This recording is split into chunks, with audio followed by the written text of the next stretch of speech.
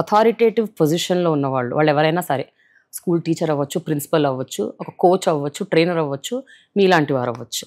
You have an authority on your subject and you are best in it. And మీ దగ్గరకు వచ్చే వాళ్ళకి దీని మీద నాలెడ్జ్ లేదు అండ్ వాళ్ళు మిమ్మల్ని లిటరల్గా శరణాగతి కోరొస్తారు. They just surrender to you.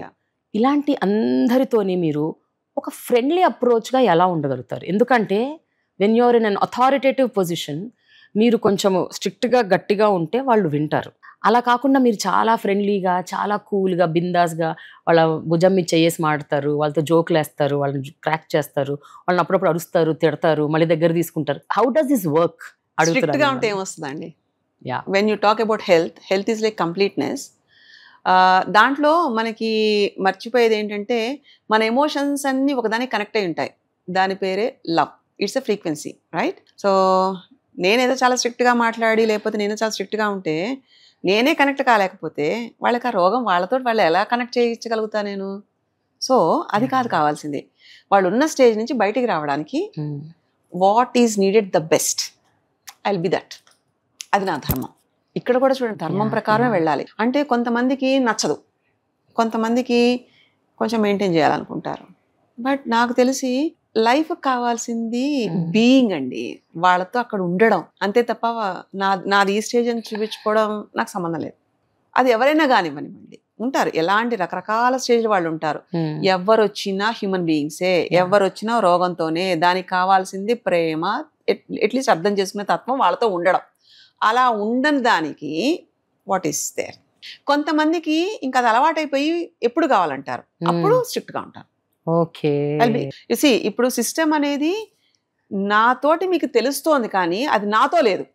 నేను సిస్టమ్ని చూడండి, మీరు దానికి కనెక్ట్ అవ్వండి, నాతోటి కాదు. సో చెప్పినంత వరకు బాగానే ఉంటుందండి. ఒక్కొక్కసారి ఏమవుతుందంటే సెన్సిటివ్నెస్ ఉంటాయి కొంతమందికి, కొంచెం మందికి ఏంటంటే పొసెసివ్గా ఇలా ఉంటారు. వాళ్ళకి మాత్రం క్లియర్గా బి వెరీ బ్లంట్. ఇంకా ఇన్ఫ్యాక్ట్ చెప్పాలంటే అంటే ముందే ఎంటర్టైన్ చేయను కూడా.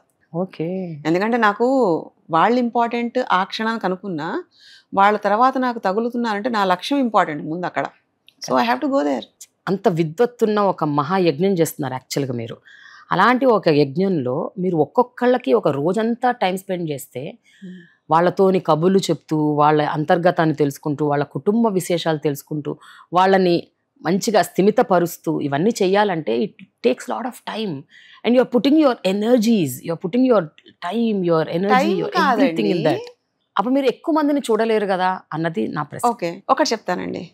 ఇప్పుడు నేను మీతో మాట్లాడాను, ఆల్మోస్ట్ 1 month అయింది మళ్ళీ మాట్లాడి. ఓకే, నేను ఎలా అనుకుంటానంటే నాకు లాస్ట్ ఎప్పుడు కలిసానో ఆ నెక్స్ట్ డేనే నేను మీట్ అయ్యాను ఈరోజు మిమ్మల్ని.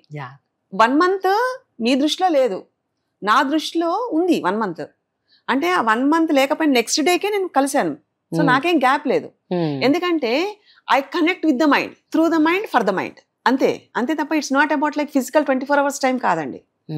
అలాంటి కొంతమందిని ఏళ్ల కొద్దీ కలవను, కానీ వాళ్ళకి ఎప్పుడు కొత్తగా, ఎప్పుడు అటాచ్డ్గానే ఉంటాను. సో ఇక్కడ నా డేలో నా ముందుకు ఎవరు వస్తున్నారు అన్నది మాత్రమే నాకు ఇంపార్టెంట్. అంతే తప్ప నేను ఎంతమందికి చేస్తాను అన్నది నాకు అవసరం లే. ఎంతమంది దగ్గర చేసే దగ్గర ఆటోమేటిక్గా it takes me to rotate. అది నా ప్రమేయం కాదు కదా. నేనున్నది నా దగ్గర ఉంటున్నప్పుడు నేనేం చేయగలను వాళ్ళది అనే ఒక్కటే నేను చూడాలి కదా. సరే ఇప్పుడు చేయకుండా నేను అటు పరిగెట్టి అటు వాళ్ళది చేసి సగం సగం చేసి ఇది వీళ్ళకి అర్థం కాకుండా I don't want to do that.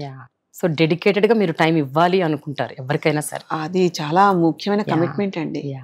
లేకపోతే కాదు, రావండి, వర్కౌట్ అవ్వవు. లేకపోతే అలా అని చెప్పి తగ్గిన తర్వాత వాళ్ళు మనతోనే ఇలా ఉండాలని కూడా ఎక్స్పెక్టేషన్ ఉండకూడదు. అది నాకు కూడా ఉండకూడదు. తగ్గింది కదా వీళ్ళ అబ్బాయి వీళ్ళు ఇలా ఉంటే బాగుంటుంది, నథింగ్.